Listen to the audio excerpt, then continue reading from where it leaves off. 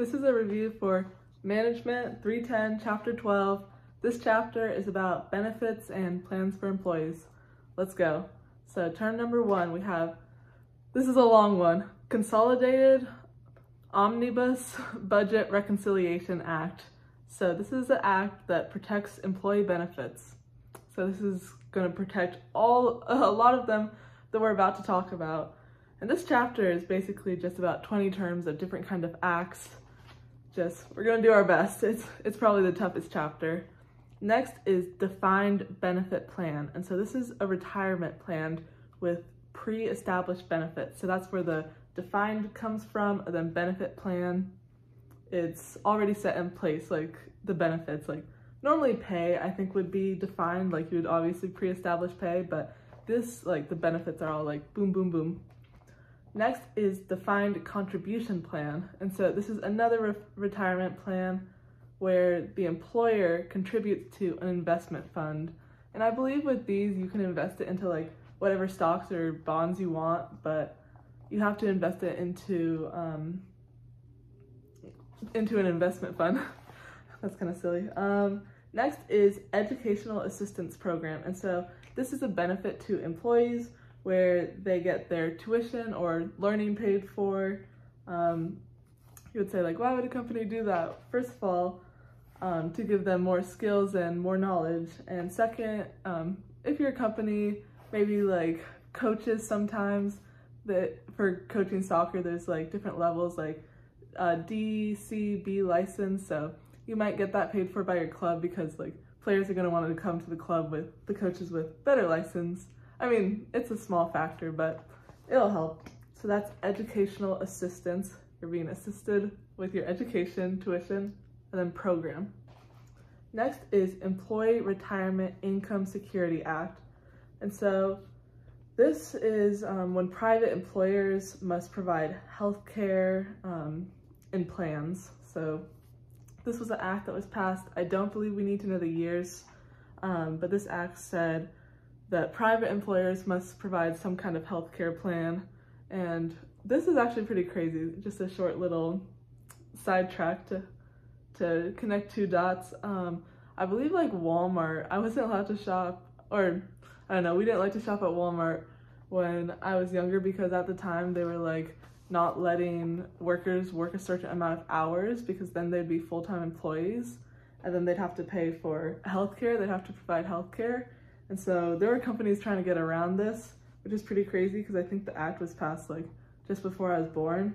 So a lot of these acts you can like try to get around, but this one is the Employee Retirement Income Security Act. So when you retire, you'll have that, the healthcare plan.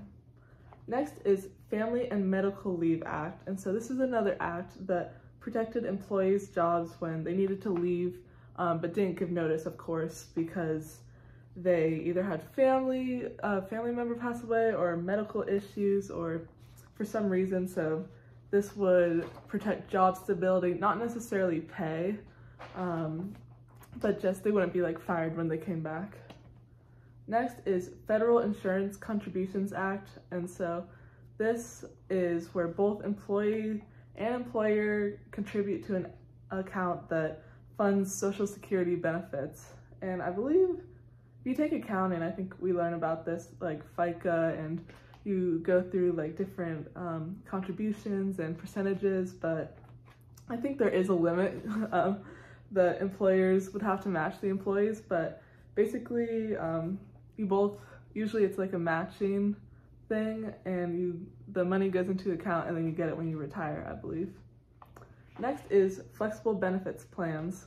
So this is plans where employees get to choose their benefits. So they receive all benefits on a pre-tax basis, but you might get to like pick between, I don't know, maybe different types of insurance or just different, I don't know if benefits are like, I guess fun stuff too, like paid vacation, or I don't know, but you would get to pick. Next is Healthcare Insurance Portability and Accountability Act. So this is an act that protects healthcare data and coverage. So portability, you can transfer healthcare sometimes, but data, it's like going to protect your privacy as well. Next is life insurance program. So this provides financial compensation for designated beneficiaries of a worker. So basically, in simple terms, if a worker passes away, whoever they choose to be the beneficiaries, so they get the benefits, the family members usually or friends will get compensated if that person passes away. Usually I think it's like passing away before a certain age. Next is long-term disability insurance. So this offers long-term benefits when short-term benefits expire. Kind of simple. You could just remember long-term, relating to disabilities like time off, of course. So paid time off. This is basically when you're paid away from work. So most jobs, offer some kind of paid time off. I think you have to have, yeah, I'm pretty sure you have to actually offer your employees paid time off because this is actually pretty crazy. One of my teachers told me that like this lady at work just would not take her time off, and people were like, why?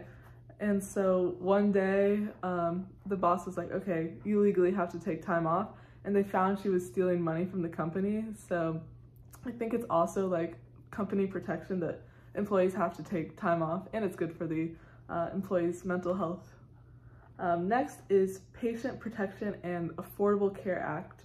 So this protects healthcare coverage across the board, and it's a little different than the one we just talked about, which was the Healthcare Insurance Portability and Accountability Act. So this one protects actual healthcare coverage, and then the other one protects like the data, the privacy, stuff within it. So this is saying you'll get, the patients will get affordable healthcare.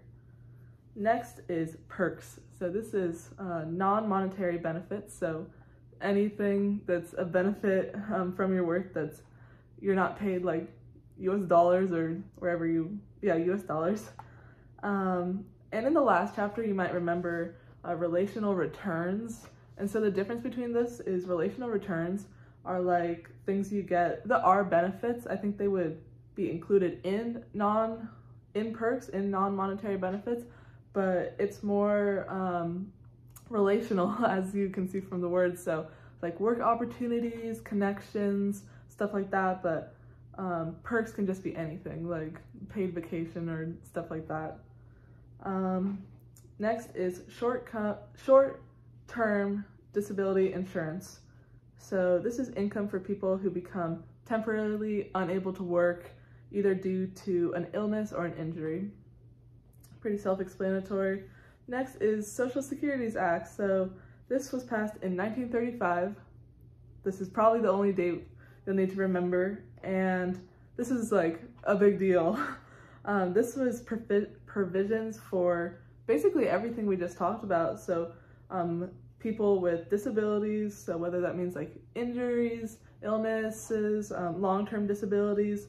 This is protection for the elderly, for mothers who are taking time off work after giving like maternity leave and stuff like that, for unemployed people, for people who have a loved ones who just passed away. Yeah, that's the Social Security Act of 1935. Next, I think this is our final term, nice, is workers' compensation. So this is like short-term disability insurance, but this covers, it's exactly the same actually, but this specifically covers injuries or illnesses that happen at work and because of work. So like if you're working and you're moving boxes and there's like a machine malfunction and it falls on you, then that would be classified under workers' compensation. So kind of like short-term disability insurance, but you can remember because it's workers, so you're like working when it happens. Yeah, that's chapter 12. Nice. Good luck on the test.